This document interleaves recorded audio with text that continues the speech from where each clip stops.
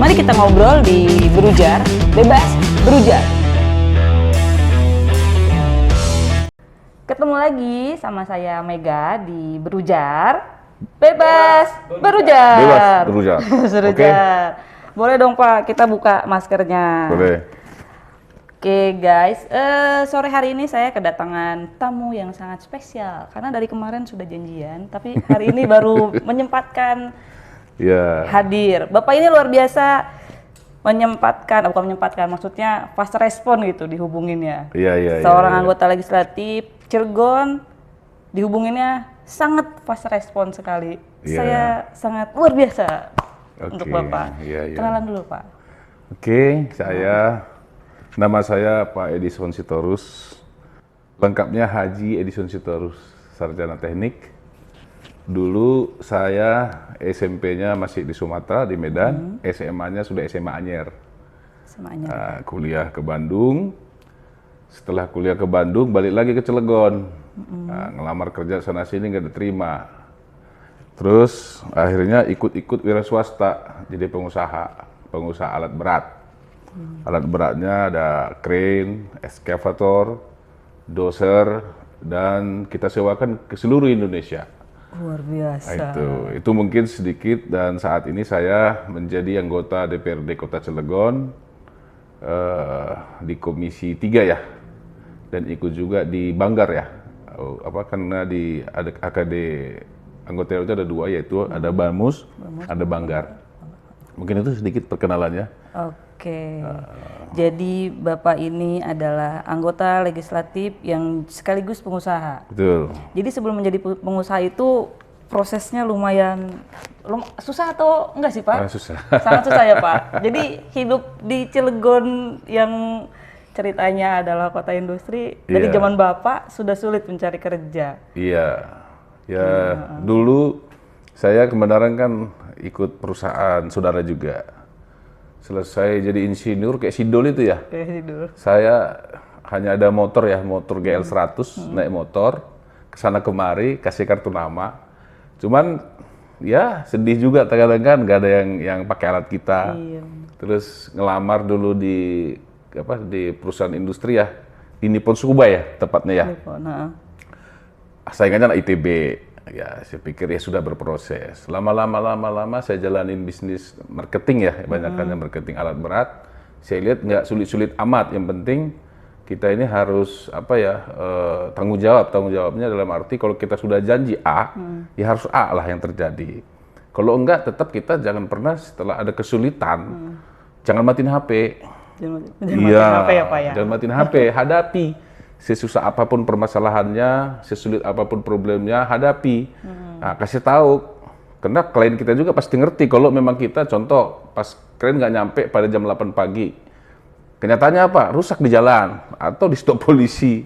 Nah, bisa aja seperti itu kan, karena macet kan gitu kan. Nah, mereka akan mengerti, Mbak. Nah, artinya kita jangan susah, stres. Nah, dan saya mungkin dulu saya dapat semacam teori Maslow ya, bahwa stres itu membuat orang dewasa. Stres itu bukan berarti kita menjadi cepat tua, menjadi problem hidup kita, enggak. Ya, kebenaran dulu kan saya itu orang teknik ya. Teknik itu pelajarannya susah-susah. Tapi itu membentuk saya karakter ya, bahwa nggak gampang menyerah. Saya dulu belajar itu namanya mekanika teknik, susah saya pahami. Termodinamika susah saya pahami. Apalagi anak dulu di SMA Anyer kuliah ke Bandung. Nah, tapi saya percaya bahwa dia bisa kok, saya nggak bisa gitu. Ini selalu untuk dalam usaha juga seperti itu. Mereka berhasil, kenapa saya enggak gitu. Nah, ini mungkin yang terus lama-lama bertemanlah saya dengan teman-teman orang politik.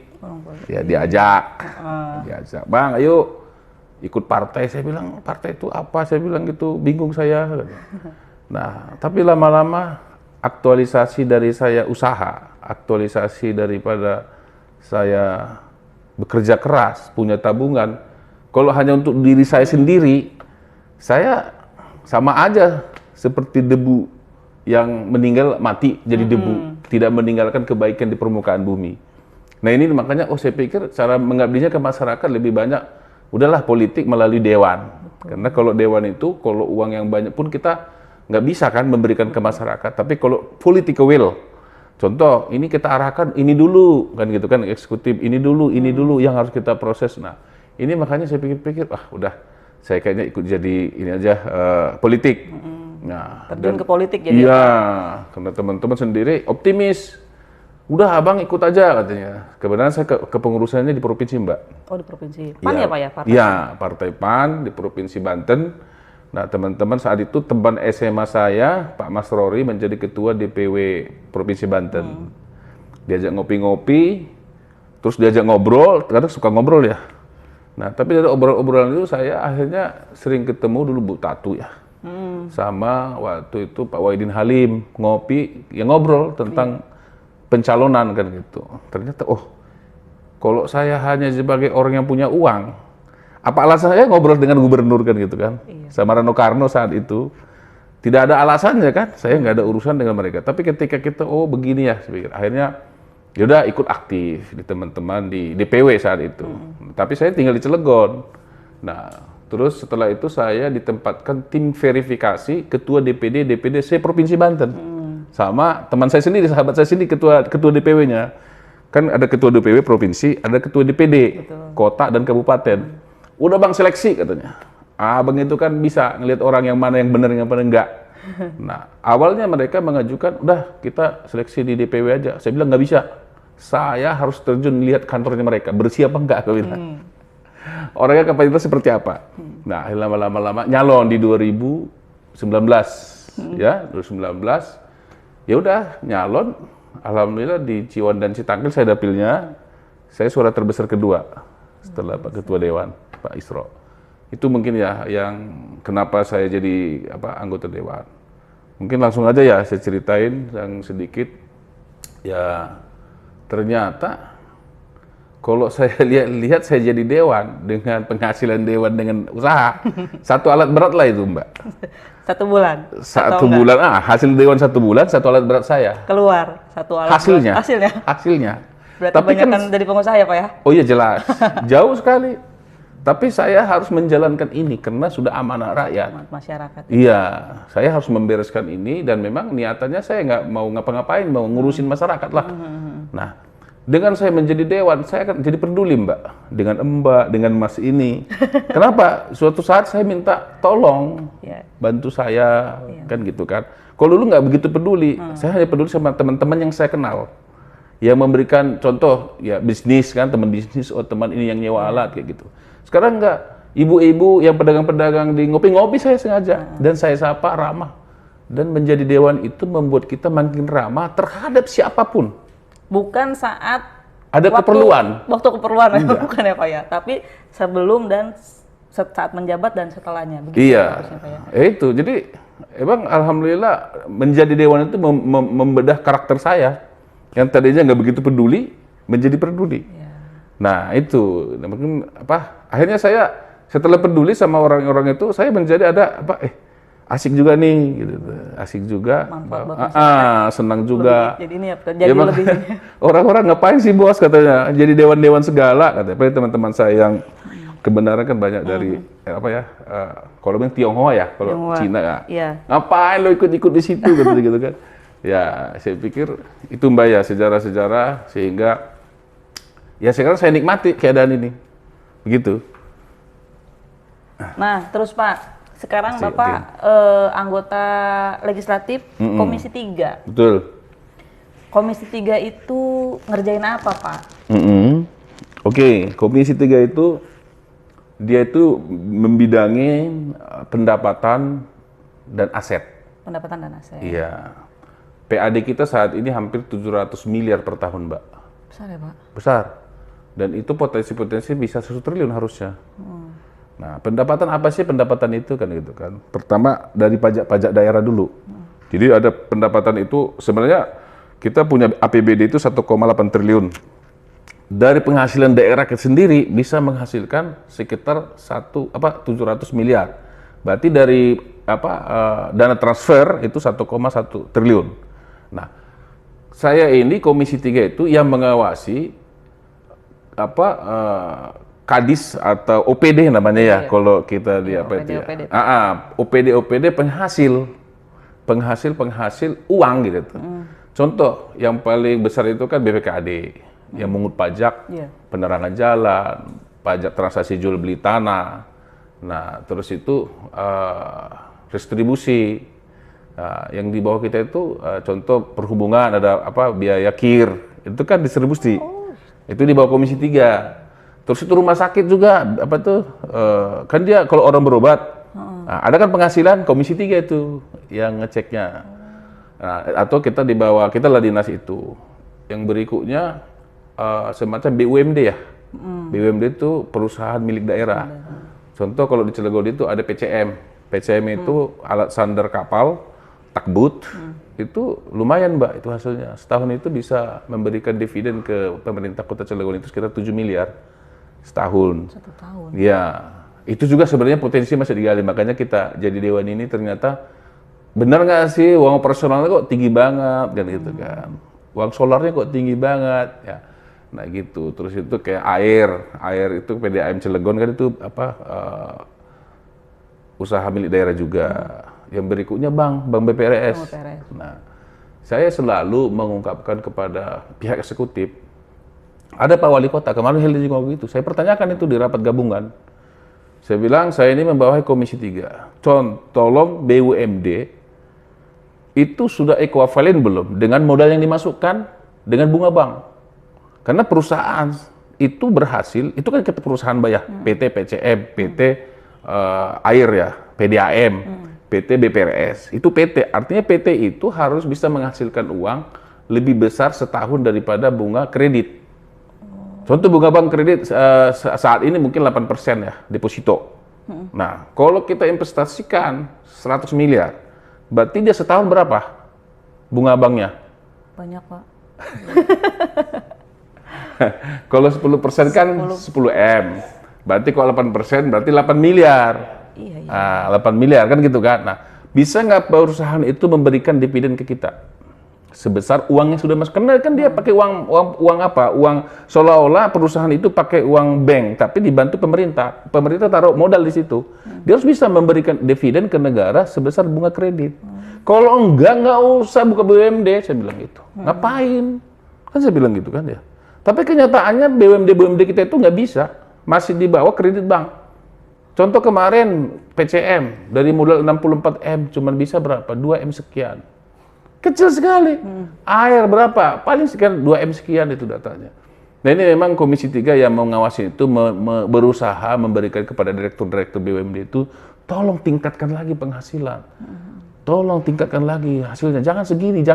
Di mana? Di efisiensi mana? Nah, semacam itu sebenarnya tugas kita memberikan arahan-arahan, terus melegalkan mereka kan kita posisinya kan legalitas ya. Nah, apa-apa aja yang mereka buat gitu. Ini Komisi 3 ini sebenarnya kalau saya rasakan ya denyutnya apa itu ya di Cilegon itu kita tahu. Benar Pak. Karena saya langsung ini uang dari sini.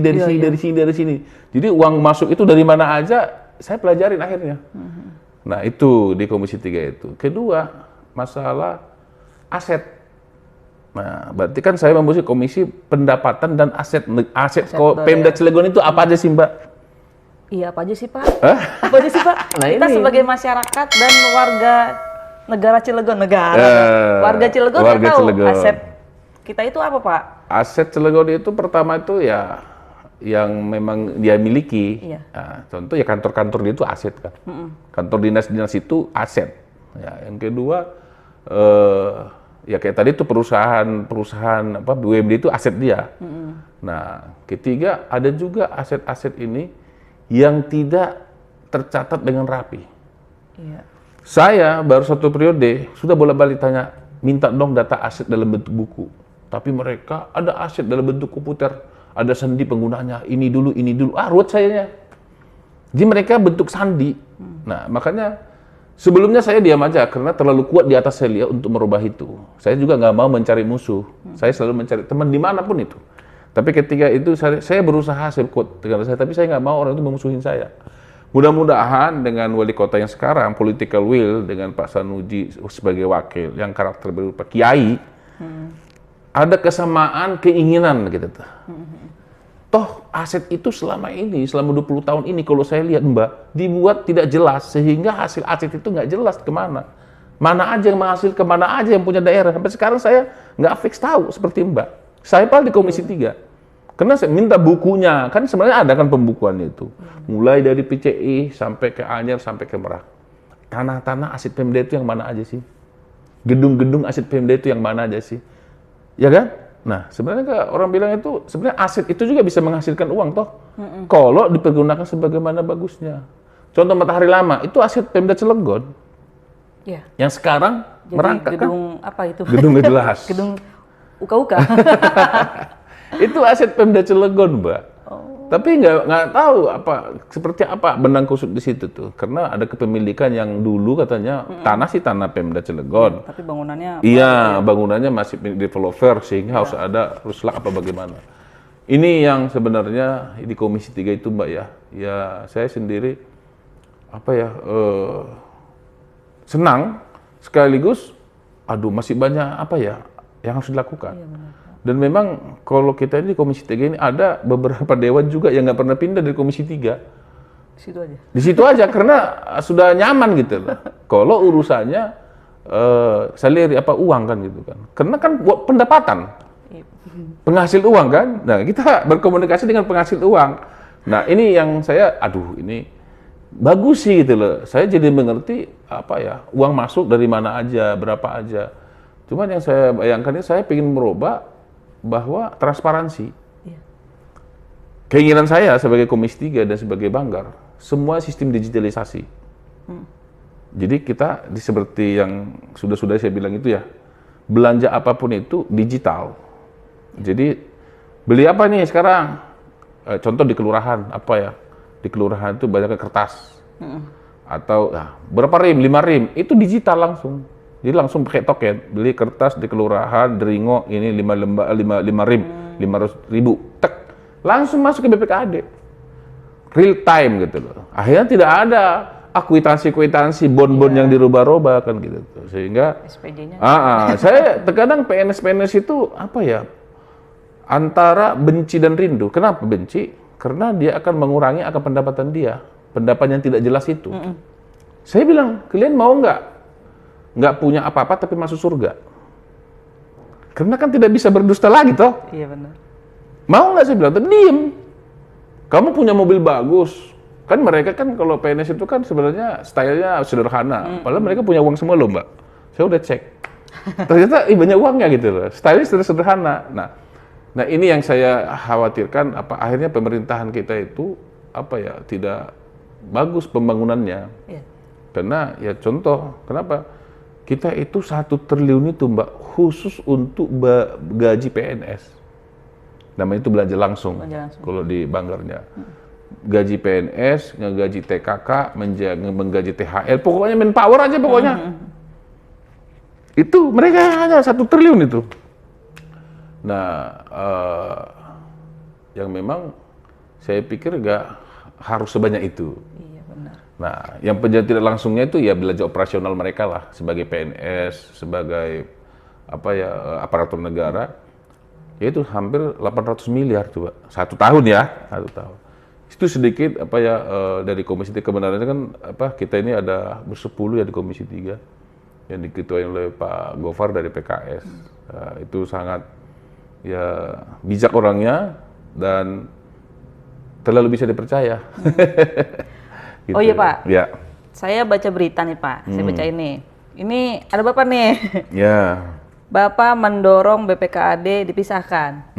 Ini menarik banget Pak buat saya. Walaupun sebenarnya banyak masyarakat, banyak anak-anak muda ya kayak saya di luar sana yang nggak tahu. Contohnya kayak Bapak sebutkan tadi, aset-aset milik Cilegon aja kita nggak tahu. Kepikiran sih, cuman sudahlah. Ya sudahlah. Pak tolong perjuangkan ya Pak aset-aset kita Pak. Tolong Pak.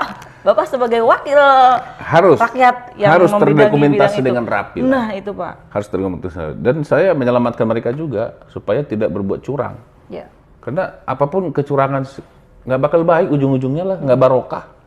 Ya Mbak ya. Iya. Kalau kita nggak barokah ngapain sih? Iya. Ada uang nanti anak-anak nggak rajin belajar, nggak suka sembahyang 5 waktu. Buat apa kan gitu kan. Nah, tadi masalah pertanyaan Mbak itu, pemisahan antara pendapatan dan pengelolaan. Sekarang ini Mbak, 20 tahun lah saya bilang itu pendapatan, uang masuk, kadisnya 1 orang. Uang keluar dia juga yang menentukan, coba. Oh gitu. Bener nggak sih itu? Uang masuk kasih ke orang itu, uang keluar minta dari orang itu. Bener nggak? Enggak. Kurang benar. Enggak benar. Di perusahaan aja kasir dengan orang yang ngambil uang beda-beda. Iya. Kasir itu yang belanja-belanja lah, ngasih-ngasih uang. Iya. Nah, di kita maunya itu dipisahkan.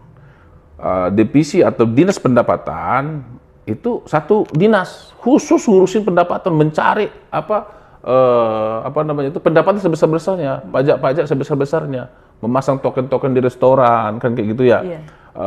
Potensi-potensi pendapatan apalagi yang perlu, yang di Cilegon itu belum ada, tapi di luar ada potensi pendapatannya. Contoh, kita belum ada potensi kepelabuhanan.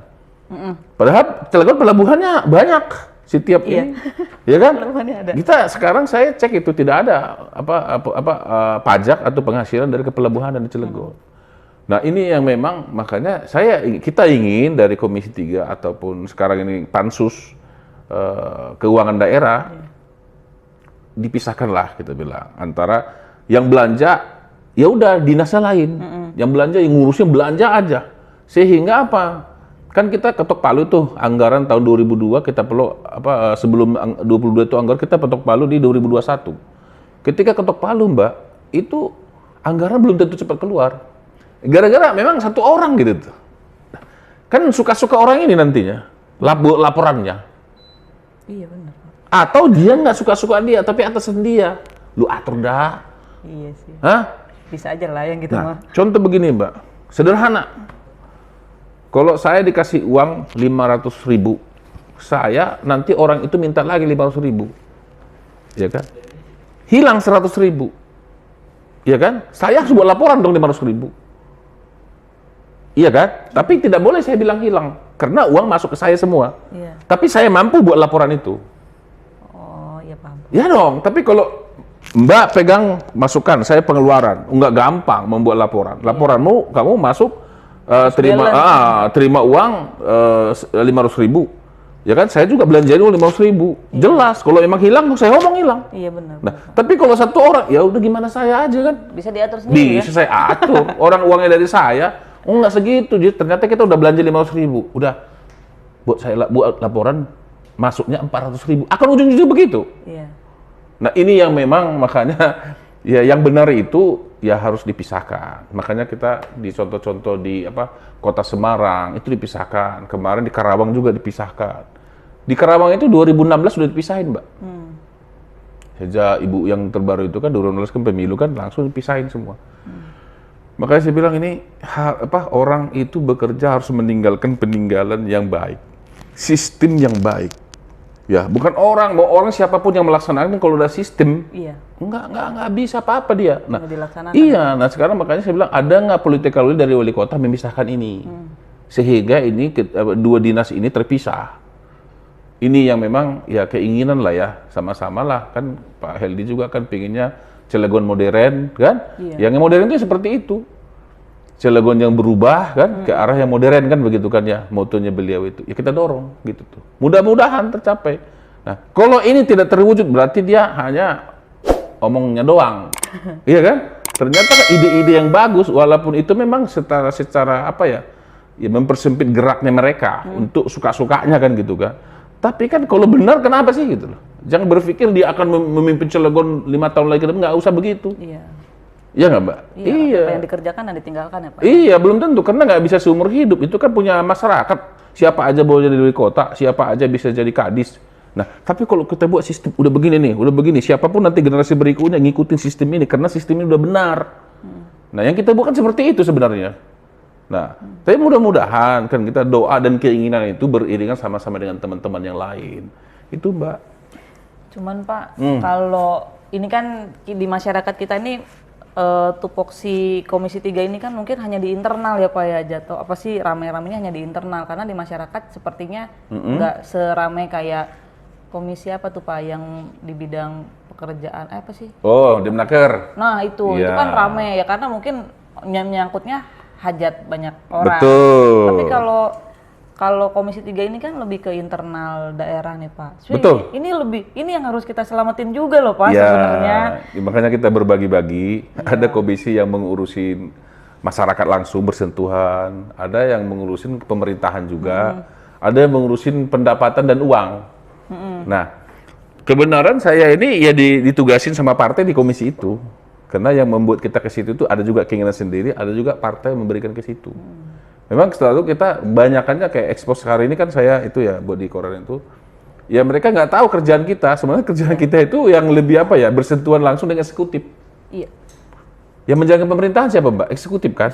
Nah, makanya saya lebih banyak bicara kalau di Banggar itu ya. Dan memang antara Banggar dengan Komisi 3 klub banget deh. Ya klub. Jadi Banggar itu nanti di situ ditentukan berapa uang kita, target kita, berapa uang kita belanjakan. Itu di Banggar dibicarakan. Termasuk saya dewan yang ditempatkan juga di Banggar. Agak nyambung semuanya. Tapi ada juga orang dia di Banggar tapi tidak mengurusin Komisi 3. Ada. Nah, akhirnya dia dibelanja. Contoh dibelanja itu Komisi 4. Kita bagian pembelanja APBD. Dia pokoknya uang dikemanakan dia tuh, dinas-dinas itu dia tahu. Kemana aja rencana belanja. Nah, itu. Nah, makanya ya kalau kita memang kerjanya ya kerjaan ya urusan ya uang tadi. Jadi masyarakat memang tidak begitu bersentuhan, tapi efek yang kita kerjakan itu langsung ke masyarakat. Benar Pak. Langsung itu, karena yang kita kontrol itu uang, dari mana uang banyakin, nah sehingga kita bisa membangun smart Cilegon ya, smart city itu. Nah kita mudah-mudahan lah ini ada perubahan begini ya kita kalau ini nama ini awal ya, karena mudah-mudahan di 3,5 tahun ya saya bilang Pak Heli 3,5 tahun ada perubahan lah model kotanya, sistem pemerintahannya. Dia bilang sama saya nggak gampang Bang katanya, 20 tahun saya rubah 3,5 tahun. Apa yang tidak mungkin saya bilang, kamu ini nggak mungkin jadi wali kota saya bilang gitu. Kata mungkin kan, ya kan? Kun fayakun maka jadilah kan gitu kan. Betul. Penting kita niatnya berbuat kebaikan. Ya masalah hasil itu udah kalau kita sudah bermaksimum hasil Allah ya yang kita pasrahkan lah, yang penting sudah benar dulu kita ini kan gitu kan itu. Oh iya Pak, ini tiba-tiba pengen nanya nih Pak. Silakan. Kan tadi Bapak bilang pendapatan daerah itu banyak tuh Pak, hampir berapa Pak? Pendapatan PAD-nya 700 miliar per tahun. 700 miliar. Yeah. Itu uangnya dikemanain sih Pak? Ya. Kok kayak ini pertanyaan yang ini cuman kok penasaran gitu. Ini uangnya dikemanain Pak? Iya, itu uangnya dikemanain itu tadi itu belanja. Buat belanja. Iya, belanja eksekutif dan pembangunan. Contoh bangun-bangun jalan yang memang tugas yang mana yang tugas Pemda Cilegon. Jalan-jalan di kelurahan kan ada itu. Yang kedua ya infrastruktur ya bahasanya itu ya. Terus itu sekolah. Nah, terus itu taman-taman harus dirawat kan taman ini semuanya kan. Ya, semua dinas itu yang melaksanakan pekerjaannya. Contoh kalau ada masalah dinas sosial, ya itu uangnya habis ke situ. Iya. Tapi PAD inilah yang suka-sukanya wali kota menggunakannya. Karena kalau dana transfer dari provinsi ataupun dari pusat, mereka sudah tentukan, saya transfer uang sekian buat ini, buat ini, buat ini, buat ini. Itu harus terlaksana. Nanti buat laporan lagi ke pusat supaya datang uang untuk tahun depan. Tapi kalau PAD penerimaan asli daerah itu bagaimana wali kota menggunakannya. Yang penting dia legal secara hukum. Makanya kita genjot PAD segede-gedenya itu supaya apa? Supaya lebih suka-sukanya kita bangun apa dulu nih di kota Cilegon ini yang lebih prioritas. Nah sekarang kayak Pak Hildi kan sekarang pendidikan. Nah sementara dari pusat kan itu tidak ada 1.000 sarjana itu kan. Nah KCS itu nggak bisa itu dari pusat karena itu program dia dari PAD tadi itu Mbak. Ya jadi ya semua uang 1,8 triliun di 2021 itu buat belanja pegawai dan gaji pegawai dan untuk pembangunan infrastruktur. Kemana uangnya di situ? Jadi uang 800 itu dibagikan ke dinas-dinas untuk pembangunan, pendidikan dan lain-lain. Iya, jadi kita ada rapat Banggar namanya. Rapat Banggar itu setahun itu langsung ditentuin, Mbak. Dinas pendidikan sekian ratus M, dinas lingkungan hidup sekian puluh M, dinas PUPR itu PU sekian M, dinas perhubungan sekian, udah dibagi-bagi itu langsung. Nanti mereka juga memberikan proposal juga ke BPKAD, aku butuh uang segini gitu tuh. Nah itu kita legalin gitu loh. Oh iya benar-benar. Nah itu kita periksa. Terkadang ya tadi itu karena kita sudah oke kan, uang udah kita kasih, tapi nggak dilaksanakan pekerjaan. Karena lambatnya turun cair dana itu. Hanya kembali tahun berikutnya silva. Uang itu kembali lagi ke kas. Coba. Mbak minta uang ke saya, misalkan itu berapa? 20 juta. Mbak sendiri nggak bisa ngebelanjain uang itu. Gara-gara apa? Contoh, Mbak itu kan udah ya kasih waktu seminggu ya. Tapi saya kasih hari ke-7. Gimana mau buat laporannya? Akhirnya enggak lah. Mbak kembali lagi uang itu ke saya. Bingung mau ngabisinnya ya Pak ya, karena waktunya sempit. Sempit. Dan emang saya lihat juga terkadang sengaja dibuat seperti itu iramanya. Supaya uang ini bisa ke program yang lain. Jadi makanya harus dipisah deh ini tadi itu. Makanya secara saya perenungan-perenungan yang saya lakukan itu ini yang benar dipisah. Nah, bagaimana ketok palu, lu seminggu ya, gitu 7 hari. Nah, hari pertama langsung kasih uang dong.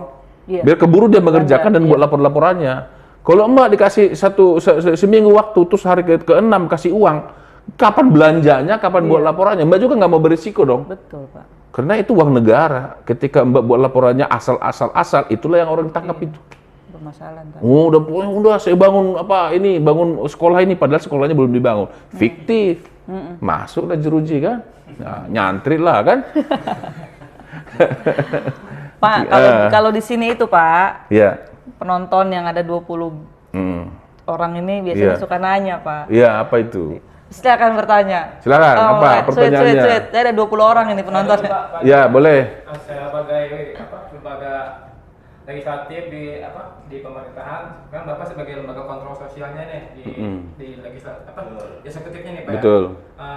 Pernah nggak sih di lapangan itu kegiatan-kegiatan pemerintah itu bergesekan ataupun bersinergi gitu Pak, kira-kira Pak, menurut Bapak antara pemerintah legislatif dengan eksekutif itu sinergi atau tidak, dengan menurut pandangan Bapak gitu?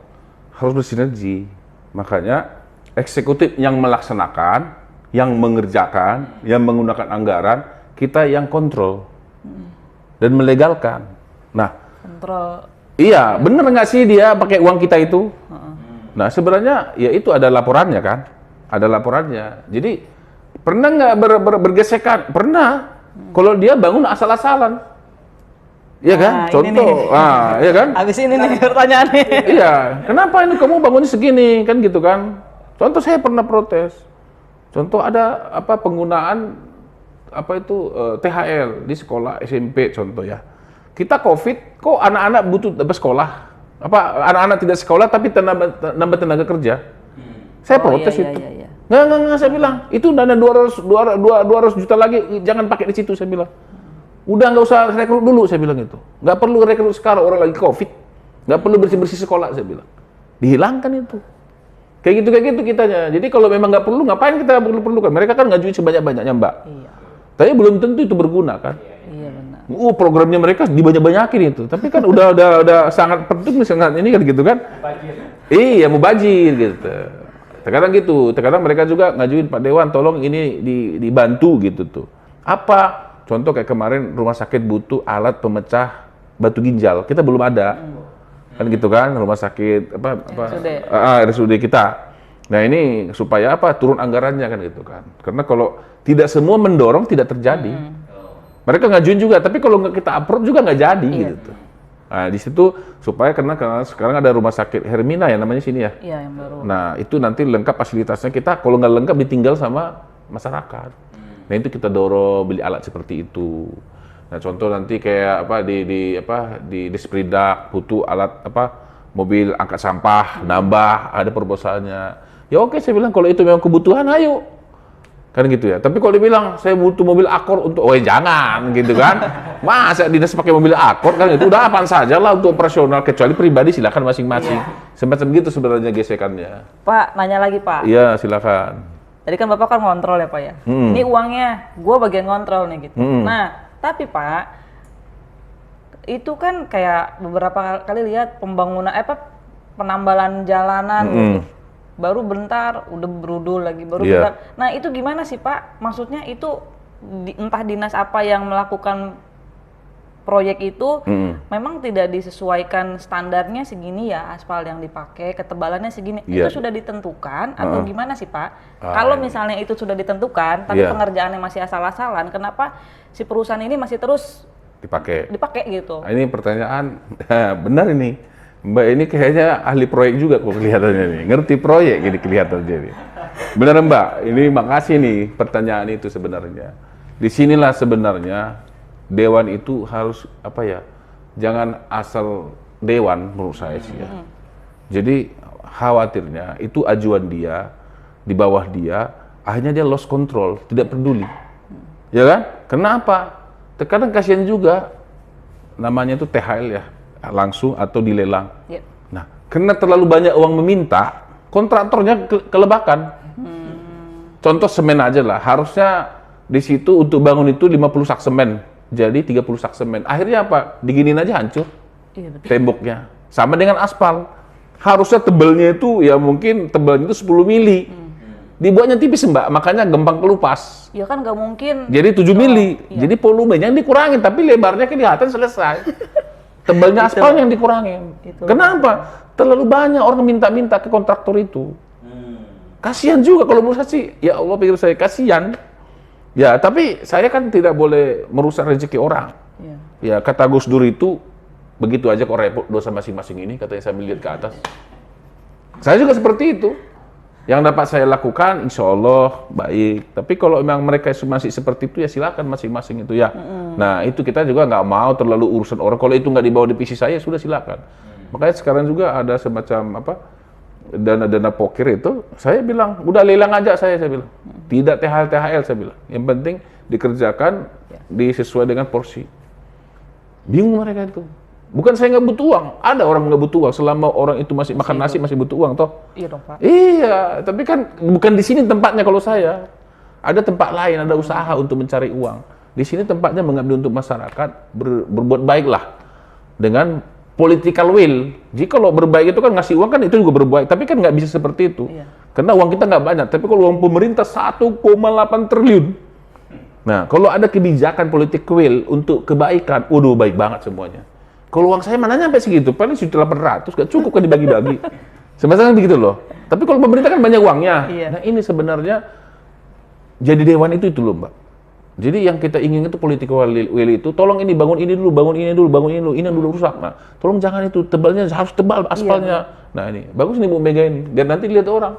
Dia rusak itu bukan karena kualitas aspalnya, tapi tipis taruhnya. Dilindas 5 kali lihat truk, udah hancur itu. Maksudnya coba dibuat tebal.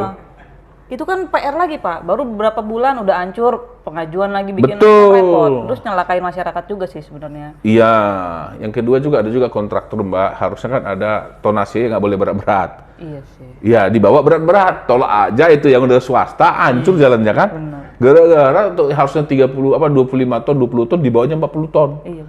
Berat itu kan. Harusnya Cilegon ini punya tol sendiri untuk mobil-mobil besar Pak. Sudah kah? Tapi kan tetap lewat kita masyarakatnya di situ. Oh, Pak. di kota nggak bisa. Di kota nggak bisa. Cuman dia lah dari pelabuhan langsung tol via sana ya. Iya. Nggak boleh lewat kawasan. Sudah gitu paling. Apa lagi yang perlu ditanyakan? Silakan yang penonton lagi. berikutnya. Ini Pak Ya. Dewan.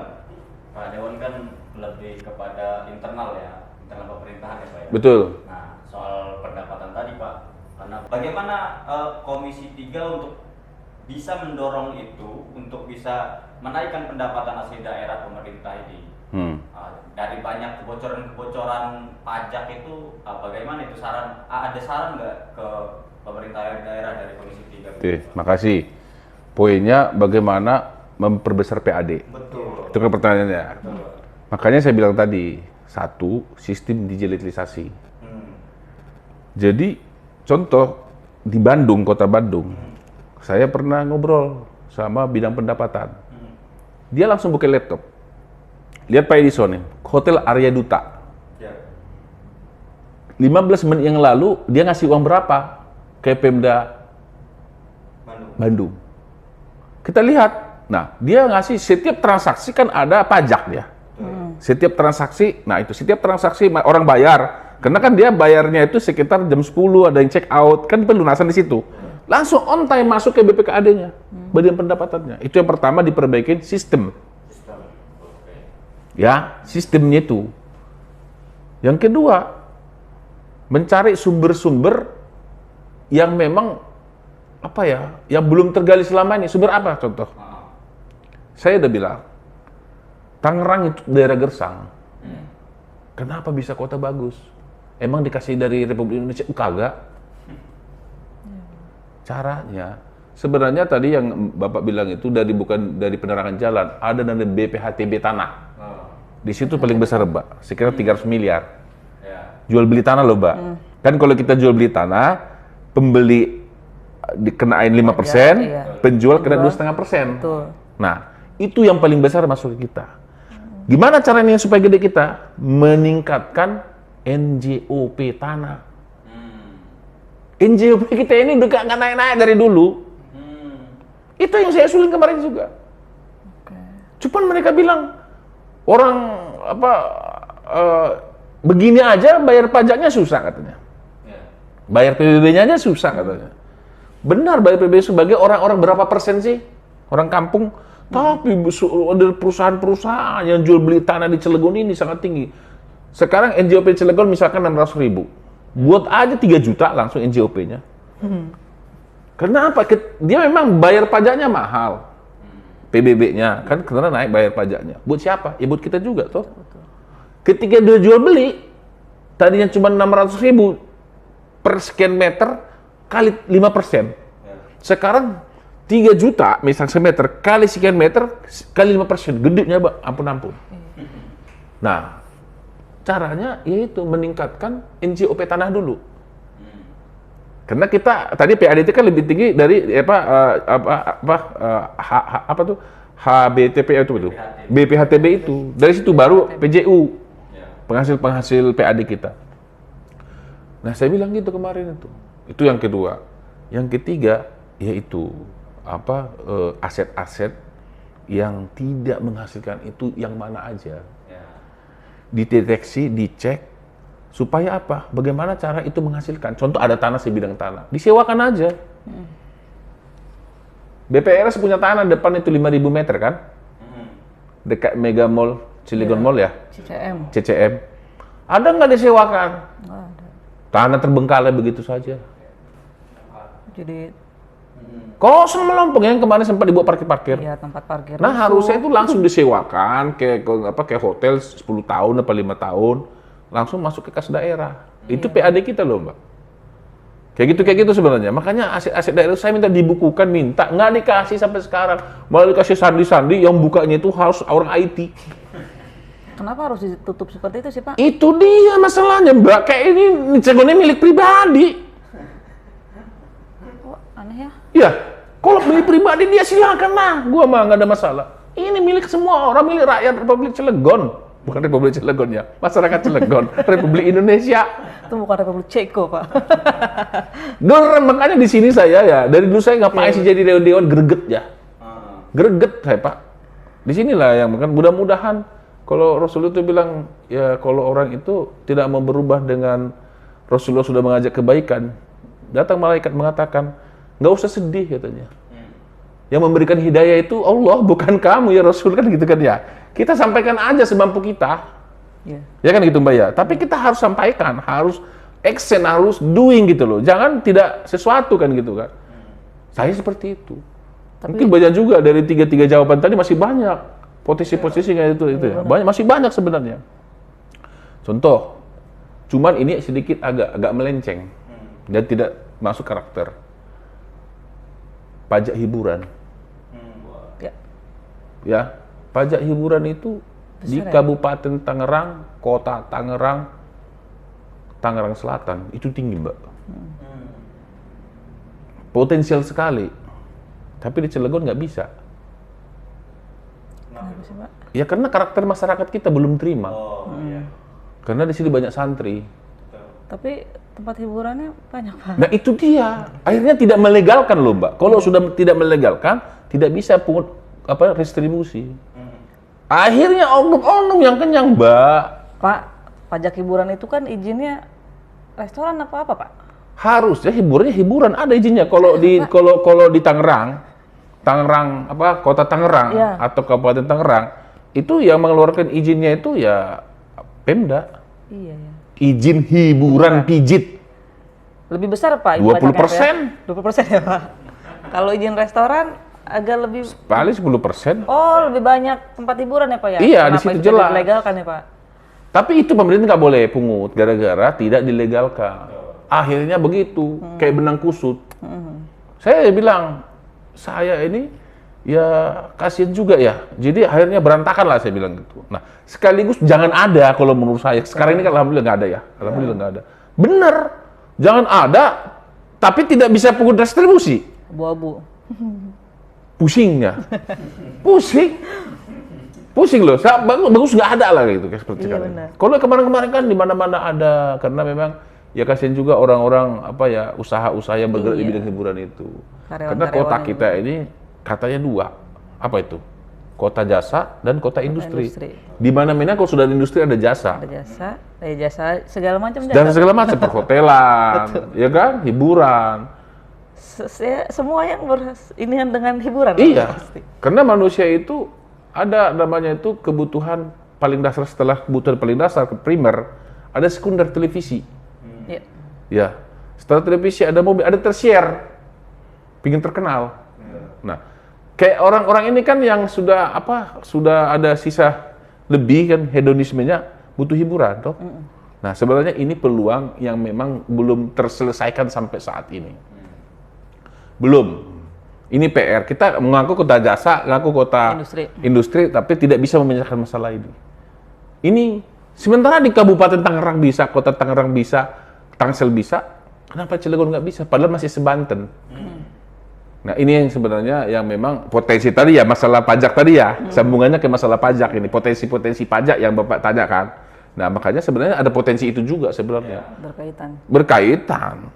Kita kalau saya hitung-hitung, kalau kita hidupkan itu bisa potensi-potensi bisa miliar-miliar loh setahun. Asal benar ada namanya tapping box ya. Tapping box itu disiapkan di transaksi di setiap apa itu Bu? Di setiap apa namanya itu kasir. Nah, tapping boxnya benar. Di hotel-hotel kayak sekarang ini ya hotel Cilegon itu Aston ya. Ada pajak. Pajak Pizza Hut itu, iya. KFC ada langsung masuk ke kita ke kas daerah itu. Ada tapping box, jadi mereka harus ngasih kontribusi ke daerah pemerintah.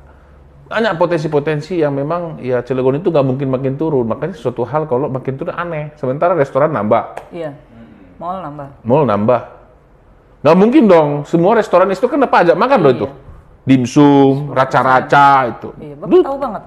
Saya periksa itu karena saya kan bagi pendapatan. Oh, bayar pajak saya pikir saya gitu. Bapak periksa ya. Iya kan? Bayar pajak saya. Dulu warung Padang yang di sini juga ada PPN-nya saya lihat. Ya sudah bayar. Nah, semacam itu kalau benar loh Mas, itu Mbak, itu gede. Makanya ada, kalau saya cek beberapa tahun ini, ada teamwork atau pekerja atau PNS di BPKAD itu, nggak mau pindah-pindah. Situ aja Pak. Di situ aja, dan dia nggak mau pindah, karena empuk, harus kita yang pindahin. Eksekutif, wali kota maksudnya.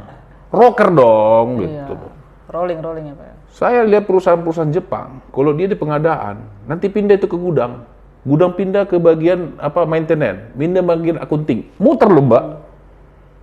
Saya lihat di LOC seperti itu, di Asahima seperti itu. Di rolling itu orang-orang. Sehingga untuk kong kali kongnya itu nggak bisa, karena lain orang ganti setahun ganti. Untuk hal-hal yang sensitif. Nah, ini sebenarnya kan harus dilakukan sama wali kota sekarang. Di rolling itu, yang hal-hal sensitif, yaitu nanti penggunaan anggaran itu. Di situ sebenarnya di BPKAD tadi itu, makanya ini lagi kita dorong mudah-mudahan lah. Ini bisa terwujud keinginan-keinginan kita ini. Boleh dipisahkan dulu, setelah dipisahkan nanti kita atur lebih bagus lagi. Kita cari dinas-dinasnya, kepala dinasnya yang kredibel. Itu, Mas, penonton untuk Komisi 3.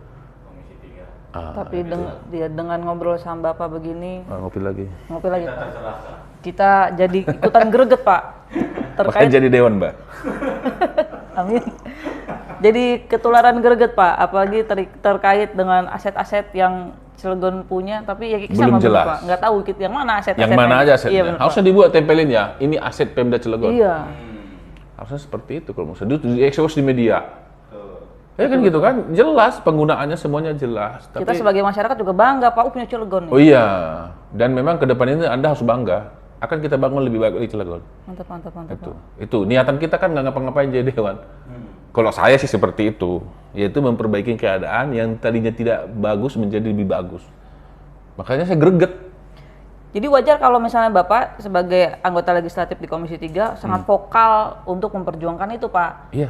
Saya nitip juga nih Pak sebagai masyarakat, tolong terus berjuang, Pak. Oh, iya. Itu urusan aset, Pak. Betul. Urusan aset daerah ini, Pak. Penting. Saya kalau udah saya pegang mic itu suka-suka saya ngomong. Karena saya tidak ada terpenjara. Orang nitip ini enggak bisa bilang. Karena akan itu menjarum mulut saya tidak bisa bicara apa-apa. Kalau sudah saya minta tolong ke kadis-kadis itu kan, tolonglah ini, sudah nggak bisa. Itu memenjarakan saya, nggak bebas saya bicara. Dewan itu kan harus bicara tentu sesuai fakta dan kebenaran. Jangan membuat fitnah ya, jangan membuat hoax, nggak boleh. Makanya saya begitu, udah orang itu kalau sudah saya bertanya udah ketakutan itu nyambar ke saya nggak ya, Enak jadi dewan kalau kita tidak terpenjara. Ketika terpenjara itu artinya kita udah pernah minta tolong ke situ, tolong situ, minta uang dari situ, minta uang dari sini. Itu terpenjara dia, Mbak. Nggak bisa ngapa-ngapain. Mengkem aja begini. Karena punya cerita. Iya, dia pintar ngomong padahal. Nggak bisa ngungkapin isi perasaannya. Idealismenya nggak bisa di situ diungkapin karena sudah terpenjara tadi itu. Banyak orang pintar di dewan itu. Karena sudah muter-muter di situ, akhirnya dia idealismenya hilang. Iya, benar. Itu, makanya ya kalau saya mah asik-asik aja ngomong aja, saya enak-enak saya ngomong. Karena diketawain ya udah ketawain kalian saya bilang. Karena diketawain kenapa? Nggak mungkin berubah, nggak mungkin terwujud. Ya saya bilang tadi, pokoknya saya utarakan isi perasaan saya. Ya kan? Nanti dengan alam itu akan mudah-mudahan terjadi yang kalau kebaikan itu nggak mungkin lah nggak jadi baik kan. Iya, kan tujuannya ke sana gitu.